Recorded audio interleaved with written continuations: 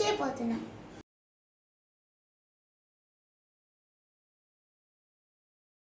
మనకు కావాల్సిన ఇంగ్రీడియంట్స్, మనం బాదం పప్పుల్ని 4 hours నానబెట్టుకొని ఇలా తొక్కు తీసుకోవాలి. నెక్స్ట్ ఖర్జూర పండు తీసుకున్నాం. ఇంకా యాలక్కల పొడి మనం కొంచెం యాలక్కల పొడిని మనం కొంచెం తీసుకున్నాం. అండ్ మనకు కావాల్సింది మిల్క్ ఆల్రెడీ కాసి ఫ్రీజర్లో పెట్టుకోవాలి. ఇంకా మనకి ఐస్ క్రీమ్, దీన్ని లాస్ట్లో మనకి టేస్ట్ కాసుకున్న కోసం మనం ఇంకా మనకు కావాల్సిన లాస్ట్ పదార్థం షుగర్, 2 spoons ఆఫ్ షుగర్. ఇంకా మనం మొదలు పెట్టేద్దామా? సో మనం కొన్ని బాదం పప్పు అన్నిటిని గ్రైండర్లో వేసేసుకుందాం. ఇంకా ఈ యాలకుల పొడిని వేసేసుకుందాం.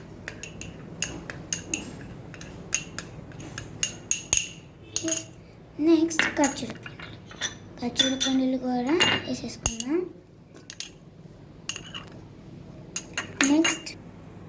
నెక్స్ట్ మనకి 2 spoons ఆఫ్ షుగర్.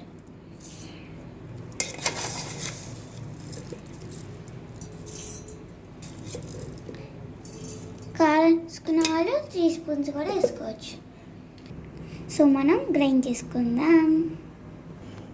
సో కొంచెం మిల్క్ పోసుకొని మళ్ళీ గ్రైండ్ చేసుకుందాం. సో మనకి కొంచెం మిల్క్ ఉన్నాయి కాబట్టి ఈ మిల్క్ని కూడా లోపల పోసేసుకొని, సో నెక్స్ట్ కూడా సో మనం కోల్ మిల్క్ వేసుకున్నాము. సో లాస్ట్ ఏంటంటే ఐస్ క్రీమ్ దీనిలో వేసేసుకుందాం.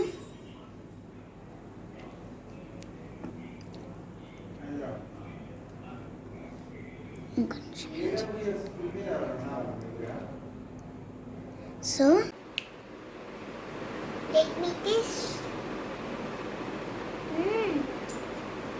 చాలా బాగుంది. మీరు కూడా ఈ రెసిపీని ట్రై చేయండి. Please subscribe, like and share. Bye.